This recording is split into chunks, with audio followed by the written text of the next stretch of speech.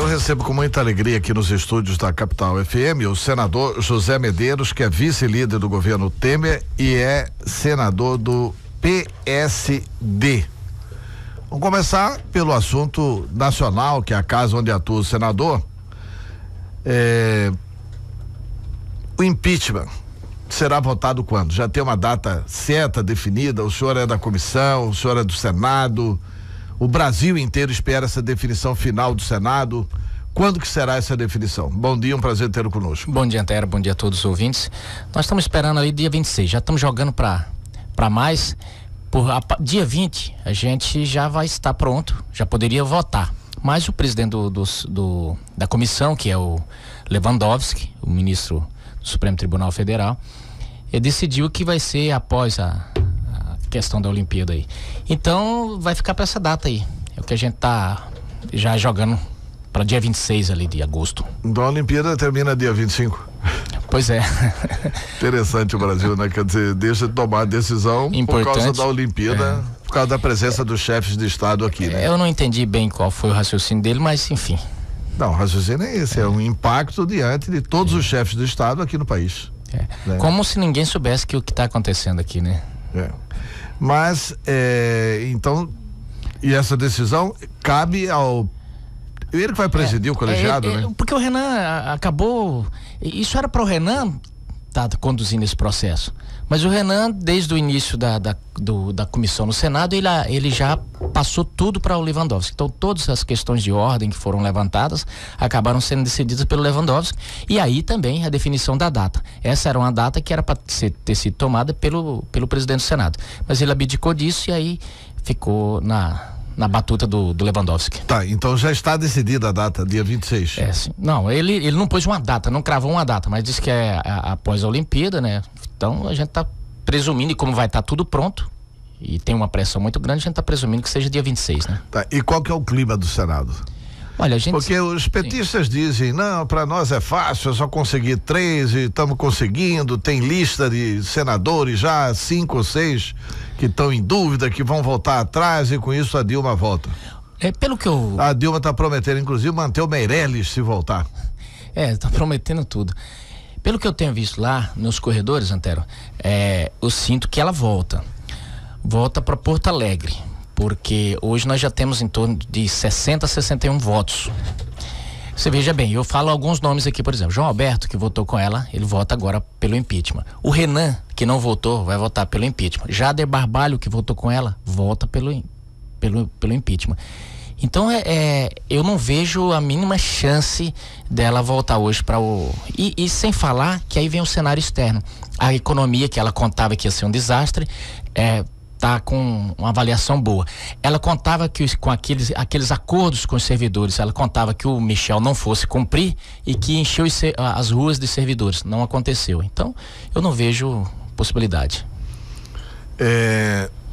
Essa aprovação de aumento para o funcionalismo no momento de arroxo de contas públicas não pegou mal para o Senado, para a Câmara, para o governo Michel Temer? Ela fez mais... governo que fala que faz o ajuste, gasta mais.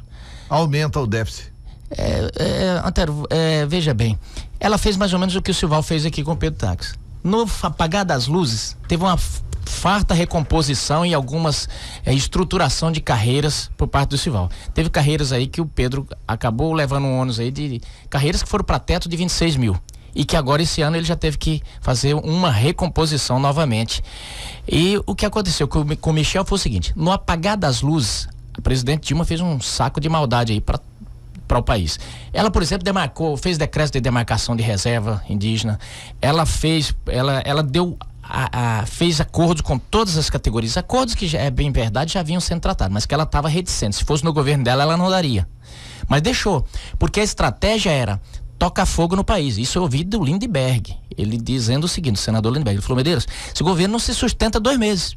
Porque os servidores vão pra rua, os movimentos sociais vão pra rua e nós vamos tocar fogo nesse país. Ele falou com esses termos.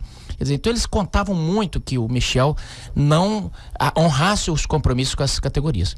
Eu achei, do ponto de vista estratégico, que ele acertou. Porque, em que pese ser uma dificuldade a mais, mas ou era isso ou o país iria virar uma balbúrdia. Porque realmente os servidores eu fui sindicalista, quando se trata do servidor, ele vai atrás, ele corre e tal, e eles contavam muito que iam recuperar as bases através dos servidores públicos. Com relação a esses projetos de ajuste, passam no Senado? Por exemplo, o controle de gastos passa no Senado? Passa. Porque na Câmara há uma disposição de aprovar isso. A gente chegou a um ponto que ali tá o seu entendimento, Antero, que se o Brasil tivesse feito isso há 20 anos, nós tínhamos começado a eleger prioridades. Porque o que aconteceu nesses 13 anos, por exemplo, do governo do PT? Tudo era prioridade. Tanto que foram para 30 e tantos ministérios. Tudo era prioridade. Quando tudo é prioridade, nada é.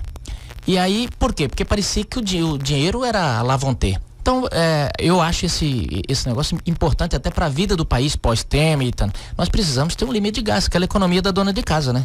Se você ganha tanto, você não pode gastar tanto mais um. E vai ter congelamento de salário de servidores nesse projeto? Esse projeto já chegou no Senado ou ainda não? Não consta congelamento de salário, ele simplesmente está dizendo, colocando um limite de gastos ali, né? Essa questão dos salários dos servidores é a questão da recomposição de perdas a partir da inflação. Esse projeto conta com esse, vamos dizer assim, com essa ferrugem da inflação, né? Então é uma sinalização importante para o mercado e também para o controle da economia do Brasil. Eu acho interessante. Quer dizer que o servidor terá no mínimo a recomposição salarial? Sim, isso aí não está proibido, ao contrário, está registrado no projeto. Não, está tudo tranquilo. Tá. Então não teremos mobilização de servidores federais contra o governo Temer? Não vai ter. Tá. E como que vocês estão avaliando lá no Senado o governo Temer? Lá está assim, alguns observando, mas a grande maioria já com um certo otimismo, principalmente porque quem entende de economia, Antero, de 10 entre 10 que entende de economia, diz que ele escolheu o que tinha de melhor para o time da economia. Então, até comparando que se fosse no futebol, ele teria escolhido o Barcelona. Então, a gente vê muito otimismo e também assim, o parlamento se sentindo muito valorizado. Ele é aquele que manda telegrama, que liga para o parlamentar agradecendo as votações importantes. Então é uma outra relação. E sem falar que houve o tempo inteiro um presidente que espero que não mude, que continue dessa forma, mas tanto a Câmara quanto o Senado se sentindo. Então é uma outra relação do Executivo com o Legislativo.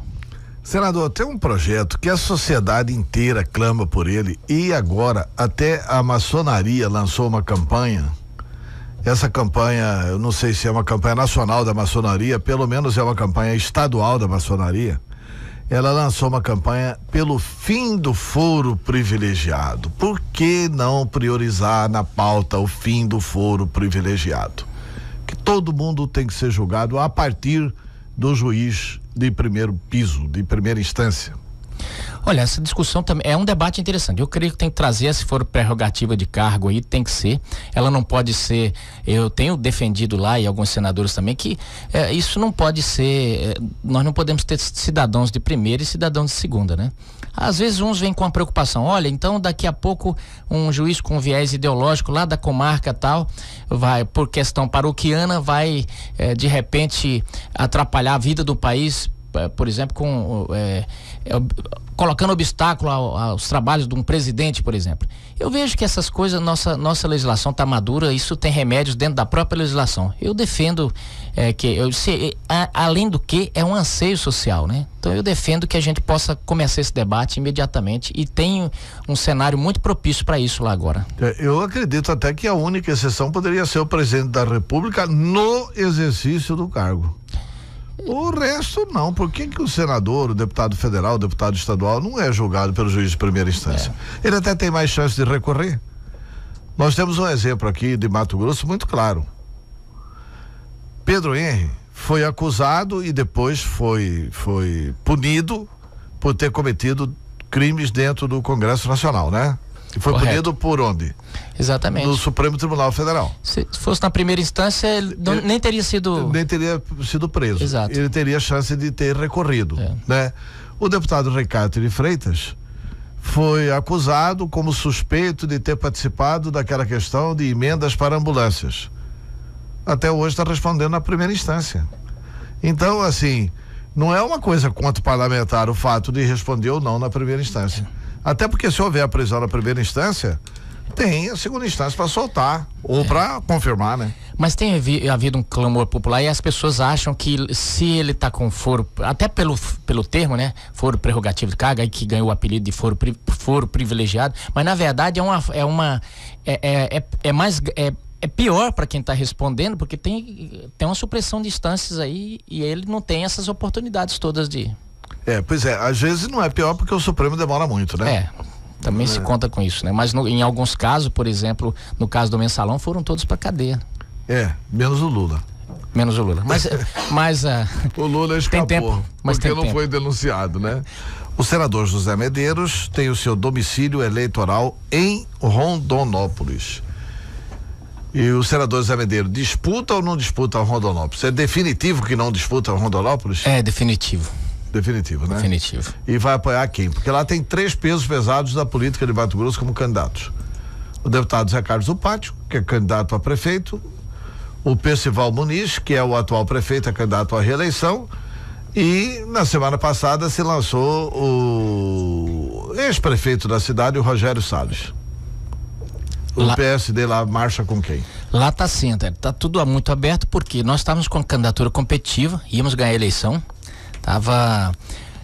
Porque Rondonópolis era isso que diziam as pesquisas lá indicam o Percival primeiro, né? Não, na verdade a pesquisa lá, a pesquisa que nós tínhamos indicava o Zé em primeiro, né? O Zé do Pátio? E o nosso candidato ali, questão de filigranas junto com o Percival, em segundo. Mas acabou por motivos pessoais, o nosso candidato está com dificuldade talvez de conseguir tocando a campanha. Já anunciou que ele fez alguns exames e está com dificuldade, então a gente não sabe se a nossa campanha vai continuar. Então estamos com essa dificuldade de saber. Agora, se acontecer isso, nós vamos ter que, obviamente, tomar uma outra decisão. Temos uma chapa de vereador, quer dizer, complicou um pouco. O nosso candidato que você fala é o filho do Mohamed Zaya. Isso, Ibrahim Zaya, né? Exato. Que seria novidade na campanha em Rondonópolis. Exato. Então, agora caso ele retire a candidatura, quando que ele decide isso? Essa semana ele deve decidir. Porque tá fazendo alguns exames e tal. E nós pedimos para ele. Então é problema médico. É problema médico. Ele teve um problema de saúde e tal. E nesse caso a saúde em primeiro lugar. Já é o que a gente falou para ele, né? O partido queria muito e tal. A família em primeiro lugar e a saúde em primeiro lugar. Exatamente. Né? Porque ninguém merece ser candidato, e ainda mais eleição que deve baixar a imunidade, a UFA, né? Não tenha dúvida. Então aí abriu-se o cenário. Nesse caso a gente já começa a pensar, caso ele não confirme a candidatura, o que a gente faria. E o que não faria? Já dá para definir o que não faria? Por exemplo, o Percival abriu a caixa de ferramentas e esculhambou o PSD e o vice-governador Carlos Fávaro de estar comprando gente, de estar aliciando gente, partiu até para cima do senador Zé Medeiros, que é um eterno ingrato da política de Rondonópolis e tal. Manda emenda a rodo e ele fala que não mandou. Mas o Percival é essa força da natureza, né? Na política não dá para levar o que o Percival fala, você não escreva não. Você tem que precisar formar uma parceria com ele, é um baita de um estrategista e tal, mas essas coisas que ele fala na imprensa, esquece. Eu vou conversar com o Percival, você tem que sentar, falar de política sério ali, falar de projetos. Se for se pautar pelo que ele diz na imprensa, você fica inimigo dele. Então não dá nem pra... Ele fala no ouvido, tem que entra no ouvido e sai no outro, porque isso aí ele faz da época daquelas bravatas e tal. Mas eu fico impressionado assim, todo mundo considera o Percival um baita estrategista. Por que ele é um baita estrategista e dá uma declaração dessa de que o governo Pedro Táxi é semelhante ao de Hitler? Que o último que fez um governo técnico foi o de Hitler. O que ele ganha? Qual que é o objetivo de uma declaração como essa? O que isso traz de positivo para a Rondônia? Primeiro que é esdrúxula a comparação. Olha, você falou, realmente é um contrassenso. Ele realmente, ele raciocina bem a política. Agora, ele tem cada vez se isolado mais por essas declarações que ele acha que vai bombar, que vai viralizar, né? Isso não agrega nada, não é bom para ele, não é bom para o cenário político. Então, de vez em quando, ele dá essas bolas fora. Ele, certa vez, ele caçou uma confusão uma vez, na época do governo Dante, lá em Guiratinga, deu uma declaração polêmica, isso deu uma dor de cabeça depois pro futuro dele, que ele falou que atacou na época o Tribunal de Contas do Estado, Judiciário, Ministério Público, e depois ficou, aí não dava pra consertar. Recentemente ele falou do PSD, e depois ele quando foi interpelado judicialmente também, ele disse. Ele faz essas polêmicas todas. Naquela época, Antero, isso fazia mais sucesso. Hoje já não faz tanto, porque as informações estão muito próximas. Mudou um pouco o cenário político e o Percival continuou um pouco naquela linha de raciocínio que ele fazia. Mas com essas 3 candidaturas, imaginando que o Zaya vai atender o pedido da família, vai atender a orientação dos médicos e não vai ser candidato. Com esse quadro, o PSD... Aí estamos conversando com todos. Nós já sentamos com o ex-governador Rogério Salles. Ontem tive uma boa conversa com o Zé do Pátio, passando os cenários. Falta conversar, o partido sentar também com o Percival, independente do que ele tenha dito. A gente sabe que ele mesmo já disse essas coisas todas, e a gente vai ouvir, porque não depende do Medeiros ou do Fávaro, depende da situação local, da chapa de vereadores. Nós temos, por exemplo, um complicador. Você veja bem, nós temos 4 candidatos lá muito fortes para vereador, e geralmente são espanta-chapa. Você sabe que na época das convenções tem isso. Se você tem uma chapa grande, aquele chamado rabo de chapa não vai, o cara fala, não vou lá para eleger, para fazer voto para eleger fulano de tal. Então nós temos que montar uma equação de forma a ter um grupo que possa abrigar essa nossa chapa de vereadores, e não é fácil você montar essa equação. Tá certo. Senador José Medeiros vai aproveitar esse período, tá de recesso, né, o Senado, né? Tá de recesso. Vai aproveitar esse período de recesso para visitar as bases? Estou visitando os municípios, conversando com o prefeito, vendo as dificuldades. Visitei aqui quase todo o Araguaia, já 18 municípios, e pegando subsídio, levando algumas sugestões interessantes para Brasília, e tem que, quando descansa, carrega pedra. Tá certo. Então, muito obrigado pela entrevista. O microfone da capital para que o senhor possa fazer algum esclarecimento ainda de interesse da população. Não, Antero, é só agradecer, dizer que nós estamos, sim, felizmente, chegando ao final desse processo de impeachment. Eu acho que é uma página que vira. Temos alguns projetos importantes, polêmicos, como, por exemplo, a Escola Sem Partido, que está lá para ser debatido. Isso traz uma discussão forte. Tem tantos outros que desse do teto de gastos, algumas coisas importantes para a vida do país, e que a gente, assim que voltar, vai começar a trabalhar neles. Esse projeto Escola Sem Partido é seu? Não, esse projeto é do Magno Malta. Magno Malta. Como que é esse projeto, Escola Sem Partido? Esse projeto embora esteja sendo muito criticado, é justamente no sentido de da escola ser um ambiente de discussão, mas não de doutrinação parcial de um lado ou de um viés ideológico. Porque você sabe, a tomada do poder ela é feita ou pelas armas ou pelo convencimento. E aí teve um partido aí que descobriu uma forma, começou a doutrinar a criança, começou a colocar questões só de um viés ideológico, e a escola e a academia ficou contaminada com isso, e o parlamentar colocou um projeto no sentido de que, olha, se você vai colocar um assunto da corrente política A, que coloque da outra, ou que faça esse debate não partidarizado, que tire partido, tire o PT de dentro das escolas, tire o PSDB, tire qualquer partido, que a discussão seja outra que não partidária. Tá certo. Muito obrigado pela entrevista, senador.